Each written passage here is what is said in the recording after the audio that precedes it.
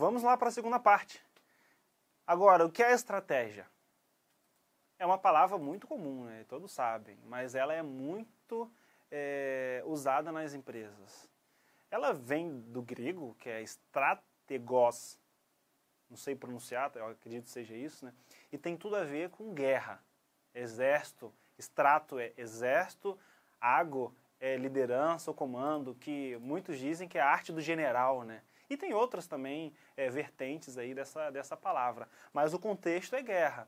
E era-se usado planos para se fazer uma guerra ou para combater no combate. De fato, era uma estratégia que o líder, o general da guerra, fazia. Agora, o que é visão de estratégia para o futuro? Eu vejo que pode ser definido de algumas formas, e aqui a gente vai ver algumas formas que é definido a visão de estratégia, e ainda mais para o futuro, a qual nós estamos aqui. Um dos conceitos de estratégia para o futuro podemos fazer é definir um objetivo a longo prazo e definir quais ações que podemos realizar no presente, agora, para atingir essa meta no futuro. Essa é uma das definições que nós temos.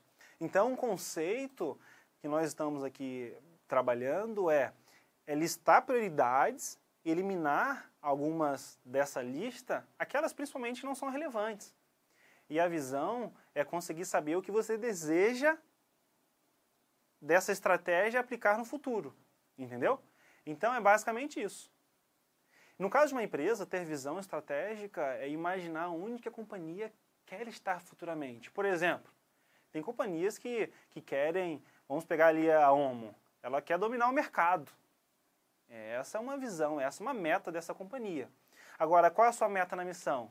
Construir uma igreja, talvez, dar 10 estudos bíblicos, limpar 5 praças, ajudar alguém.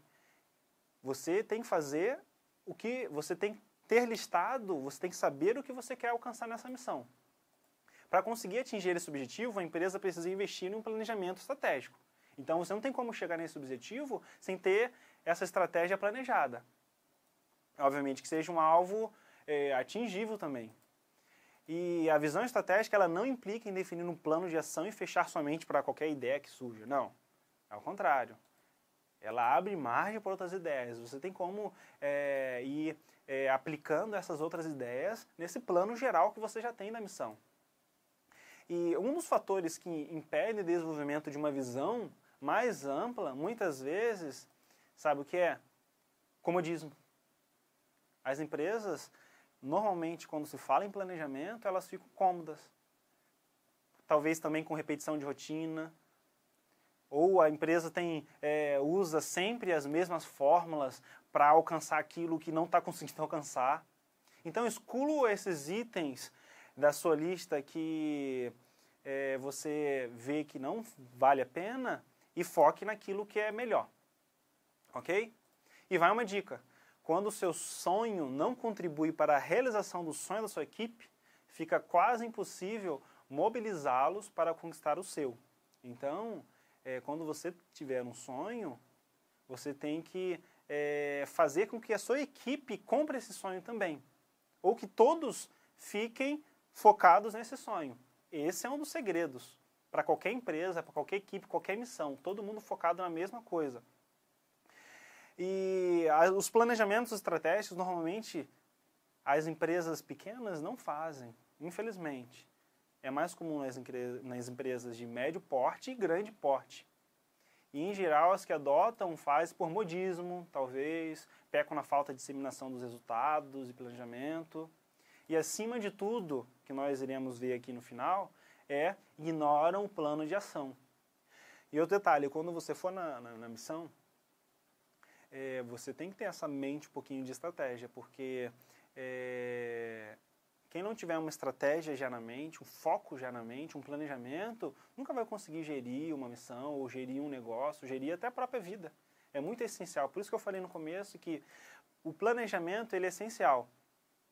E o planejamento envolve emoção, envolve o sonho, envolve idealismo, e a vontade de fazer querer algo a mais. E falando desse sonho, desse idealismo, dos empreendedores, Peter Drucker, acho que se pronuncia assim, ele diz que empreendedores bem-sucedidos, seja qual for sua motivação pessoal, poder, fama, dinheiro, curiosidade ou desejo de conhecer, sei lá, de conhecimento ou desejo de conhecer algum lugar, tendo criar valor e fazer uma contribuição efetiva para a sociedade. E segundo Dornelas, também diz que o empreendedor é aquele que detecta uma oportunidade em que tem um negócio para capitalizar sobre ela, assumindo riscos calculados. Você na missão, você vai ter que assumir riscos calculados, querendo ou não. E uma das coisas mais difíceis para o empreendimento é a equipe comprar a ideia, como foi falado anteriormente. Comprar o plano estratégico.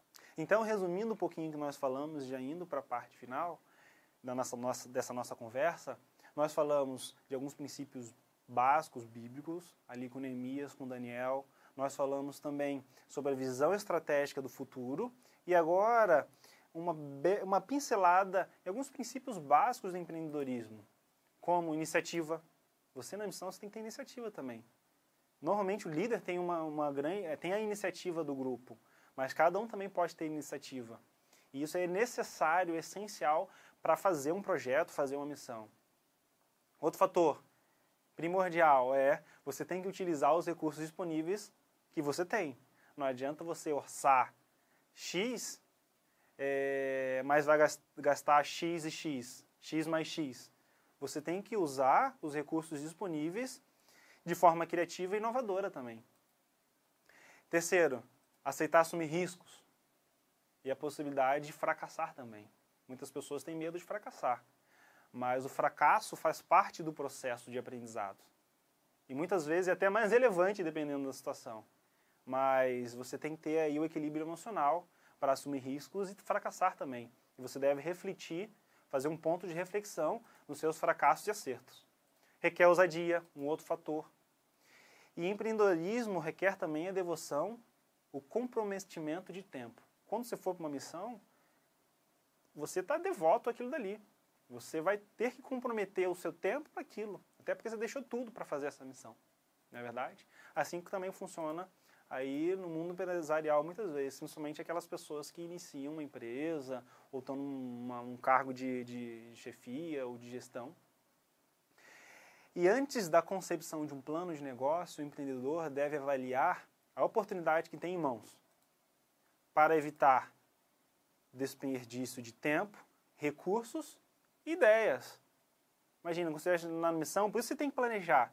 Se você não planejar, você vai desperdiçar tempo e dinheiro, porque você foi lá também. E o tempo que você está dispondo, você deixou de fazer outras coisas. Então, resumindo, o empreendedor ele não deve colocar a carroça na frente dos bois, né? Ele deve planejar. Essa é a verdade. E segundo Dornelas, diz, qualquer oportunidade deve ser analisada, pelo menos sob os seguintes aspectos. Qual mercado ela atende? Contextualizando, para quem eu vou e faço a missão? Uma tribo indígena, um bairro tal, ou, sei lá, para uma tribo lá na Argentina. Eu quase fui para uma missão, agora há pouco, uma tribo na Argentina. Segundo, qual é o retorno econômico que ela proporcionará? E contextualizando, qual retorno pessoal você busca ter nessa missão?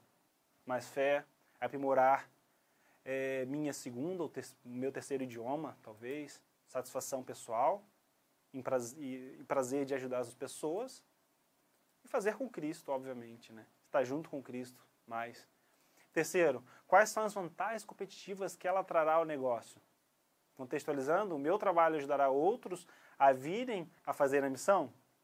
A minha história será relevante para outros fazerem missão? Quarto, qual é a equipe que transformará essa oportunidade de negócio?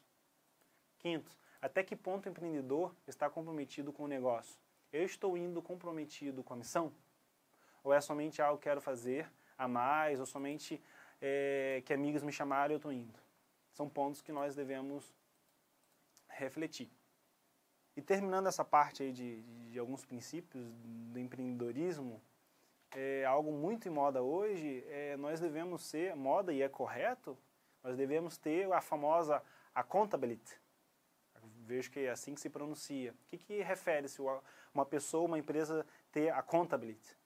É essa empresa ou essa pessoa prestar contas do que você está fazendo perante a equipe, perante seus clientes, perante a sua liderança.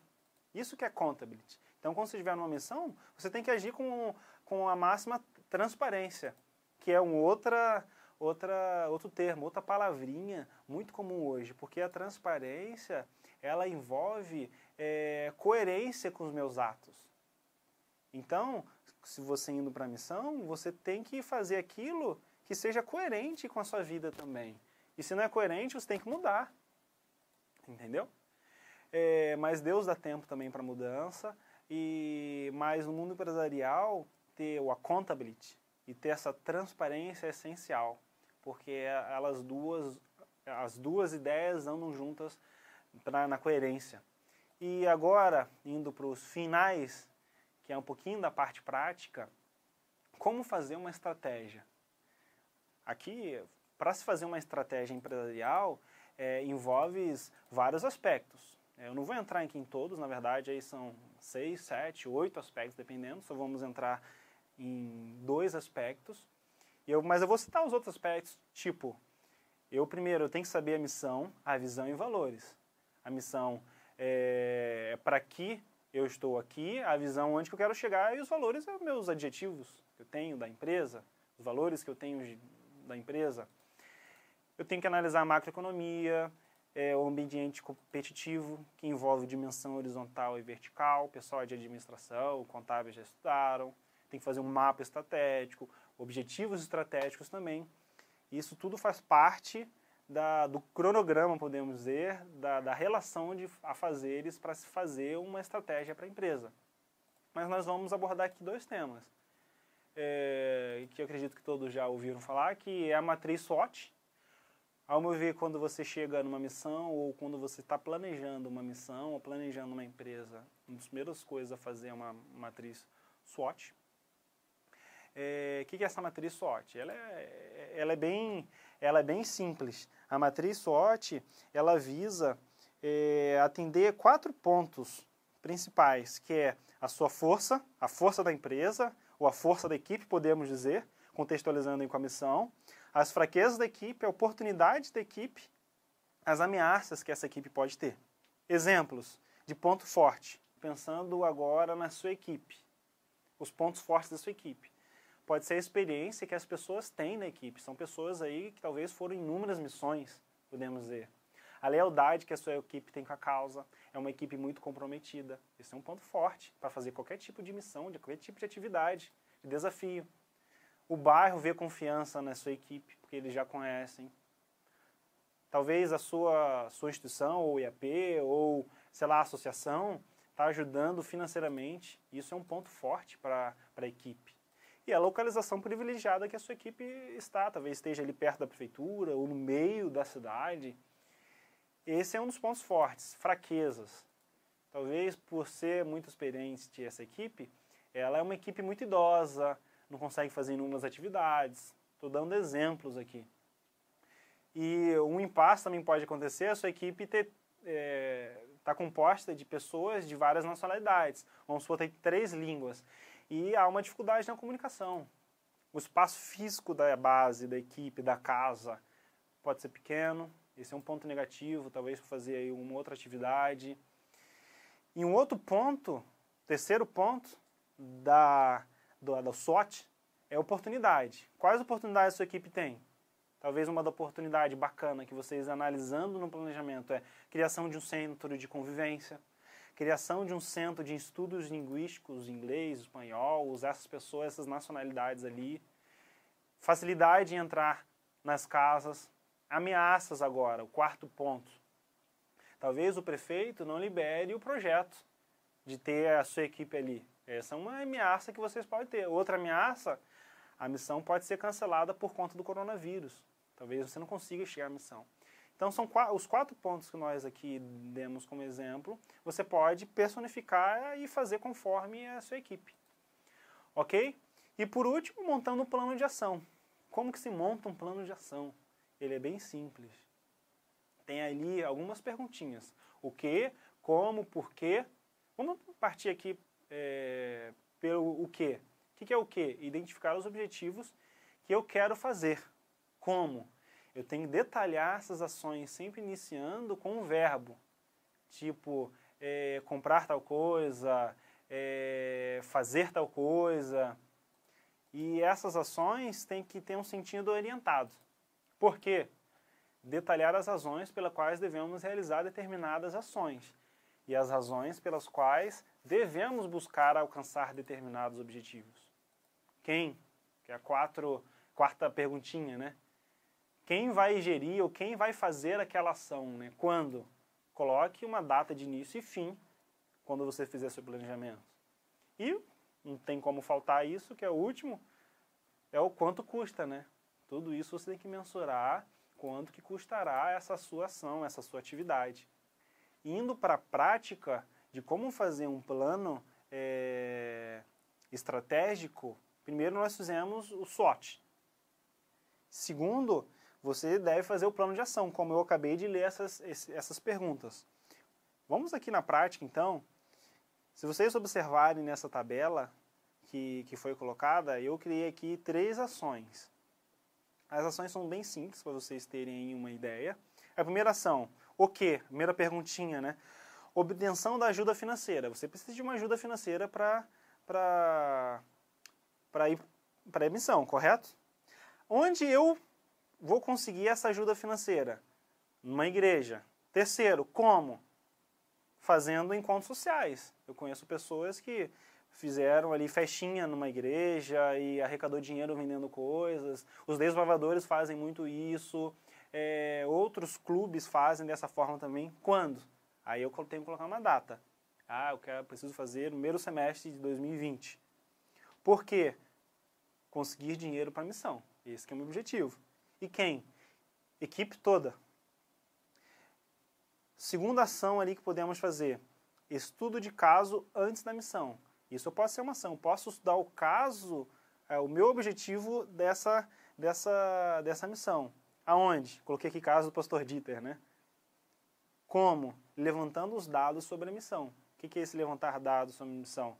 É onde será, o que dá para fazer lá, quais objetivos podemos ter lá, qual o tamanho da cidade. Então, você tem que levantar dados para fazer esse estudo de caso. Quando? Primeiro semestre. Por quê? Planejar ações da missão. E quem? Equipe toda. E o terceiro exemplo, compra de materiais. Uma vez que eu fiz esse estudo de caso antes da missão, antes de acontecer a missão, eu preciso levar alguns materiais que eu vou utilizar. Vai que você vai construir uma casa lá. Compra de materiais. Onde? Loja da esquina. Eu coloquei aqui um exemplo, né? Como? Fazendo parceria com novos fornecedores. Talvez aí vocês consigam doação e com esse dinheiro que vocês arrecadaram ali nos encontros sociais, vocês comprem uma parte também. Quando? 2 semanas antes da missão. Coloquei aqui uma ideia de quando fazer essa compra. Por quê? Para ser usado no projeto. E quem? Coloquei um exemplo também de pessoa, o Joãozinho. E lembrando que as ações, elas são detalhadas. Então, quando você for colocar em prática esse planejamento de ações, você tem que lembrar de que as ações, elas são detalhadas. Eu nunca vou colocar ali como um item da ação, fazer a missão, a perguntinha ali, o quê? O quê? Fazer a missão no Paraguai. Não. Fazer a missão no Paraguai, ele é um conjunto de ações. Entendeu? Então, a missão Paraguai, ele é o meu objetivo. Fazer uma missão no Paraguai, e dentro dessa missão no Paraguai tem várias ações para eu formar essa missão no Paraguai. E esse conjunto de ações, aqui no meu planejamento, ele tem como nome específico, nós chamamos de programa no meio empresarial. Então, quando eu tenho um conjunto de ações, é que eu tenho um programa da missão do Paraguai, podemos dizer, né? Por exemplo, quando a NASA ela vai fazer uma missão, ela faz um programa aeroespacial, entendeu? Quando a empresa lá do Bill Gates, o Windows, vai fazer um Windows 20. Nós estamos agora no Windows 19, um exemplo. Eles estão... É um programa que envolve várias ações para fazer um Windows. Só um exemplo. Para terminar, quando você for na missão, ou você gestor, ou você equipe, tem-se uma tríade. O que é essa tríade? Para que todo o planejamento fique conforme o planejado, podemos dizer, né? Essa tríade, pense num triângulo, a qual você está vendo aí. O triângulo, eu coloquei aqui esses 3 lados, né? É o tempo, o custo, o escopo. O escopo é o seu planejamento. O escopo é o seu objetivo. O custo é quanto você vai gastar. E tempo é quanto tempo eu tenho para executar essa missão, ou executar esse programa, ou executar essas ações. Essa tríade, ela é dependente, ela é interdependente. Todas elas montam esse conjunto, essa tríade. E se eu tirar uma dessas vértices, todo o triângulo pode cair. Então, espero que vocês tenham gostado. Foi um prazer estar com vocês. Que Deus possa abençoar. Um grande abraço.